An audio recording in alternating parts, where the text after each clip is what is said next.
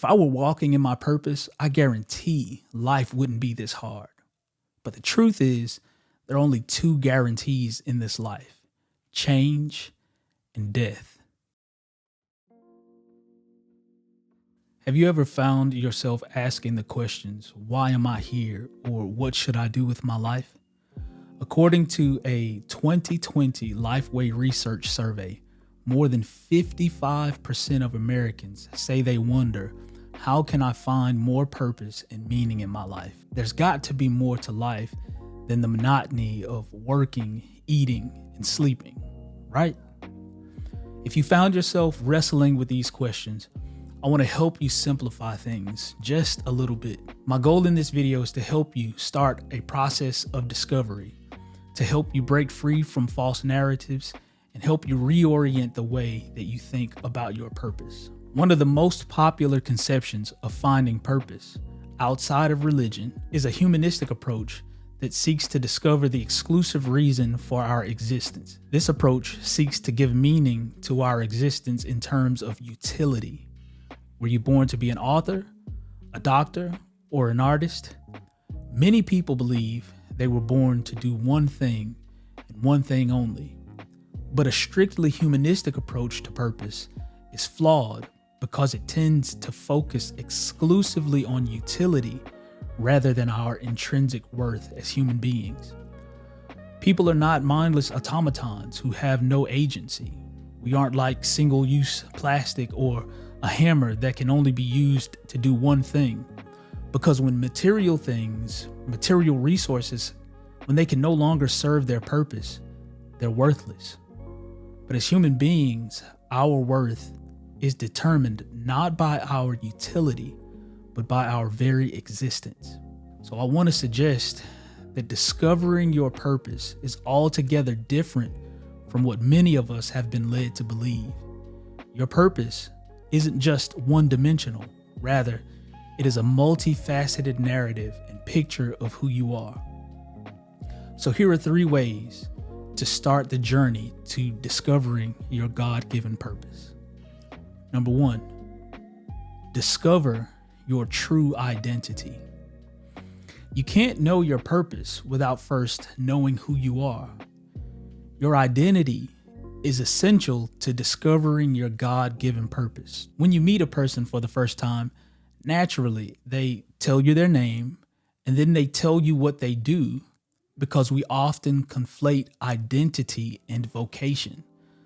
Now, although your vocation is an important part of your identity, you are so much more valuable than what you do. You're not a monolithic person who can be defined by a single dimension of who you are. I'm a pastor, but I'm not just a pastor. I'm a husband, a father, and many other things. You may be a grad student, an engineer, a soldier, or a stay-at-home mom, but none of those roles completely or sufficiently define the essence of who you are. At an essential level, you are the imago Dei, which is Latin for image of God.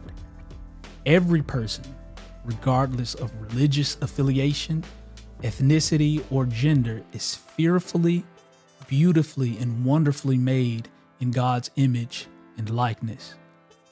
Even if you're not a Christian, you are still the image of God. And God uses all of our personalities, our passions, experiences, environments, and even our fears to make you uniquely you. So at any given moment, because God made you on purpose, with purpose, just by being your authentic self, you are, in fact, serving your God-given purpose. Number 2, discover the will of God. Your purpose can hardly be summed up in a neat little phrase because human existence is way too dynamic for that. But the shorter catechism of the Westminster Confession, it comes pretty close. It states that the chief end of man is to glorify God and enjoy Him forever. And this is God's will for all of creation. God's will for us as image bearers as the Imago Dei is for us to know God and to be known by God. God's will for us is to do His will.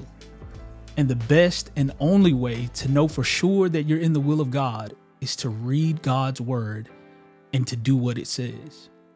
It really is that simple. You don't have to wait for some prophet to reveal God's will for you. There's not some spooky spiritual ritual that you have to go through. And you don't have to wait to hear the audible voice of God. Some people claim to hear the audible voice of God regularly. That's great for them if it's true, but you may never hear an audible voice telling you exactly what to do. So for those of us who have never heard God speak audibly, we have to read God's word to know His will for us. But knowing God's will, it comes with a bit of caution. Knowing the will of God doesn't guarantee that life will be easy.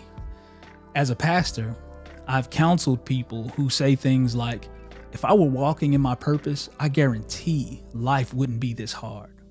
But the truth is, there are only two guarantees in this life: change and death. Sometimes the process of discovering your God-given purpose looks like what Eugene Peterson called long obedience in the same direction. So as you go through this process of discovery, understand that your character will be challenged along the way. Number 3, discover fulfillment through excellence. There is an incredible feeling of fulfillment when you walk in God's purpose for your life. I would even venture to say that purpose and fulfillment go hand in hand. They are two sides of the same coin. Once you know your identity, and once you know that you're in God's will, you now have a responsibility to steward what God has given you well. And you'll need to discipline yourself to pursue excellence in every dimension of your life. And if you want to learn about how to pursue excellence rather than perfection, I invite you to watch the video in the description after you finish this one.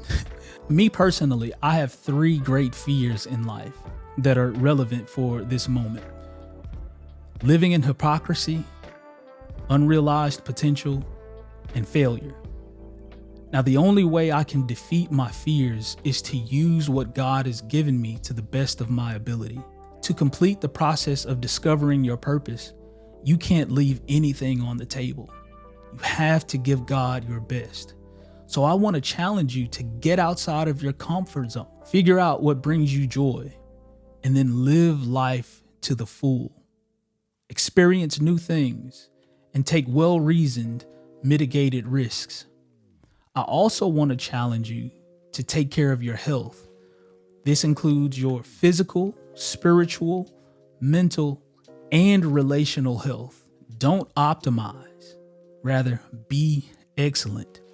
Be excellent at your work. Be excellent in your relationships. Explore spiritual practices like journaling, silence, and solitude. And be radically generous with your time, your talent, and your treasure. Inspire others with your life. Serve your community, because discovering your purpose will not only fulfill you spiritually, but it will inspire others as well. I believe by implementing these 3 suggestions, you will be on a path to discovering your God-given purpose. It won't happen overnight, but as you take the journey of discovery, you'll find yourself serving the purpose that God has for your life. If you believe that you're already walking in your God-given purpose, let's talk about it. And let's talk about how you discovered your purpose in the comment section below. Now, I hope that something I've shared with you has been helpful. Again, if this video was helpful, click the link in the description for more content that will help you to continue to grow and develop spiritually. I also invite you to like, subscribe, and share this video to help others grow spiritually. Until next time,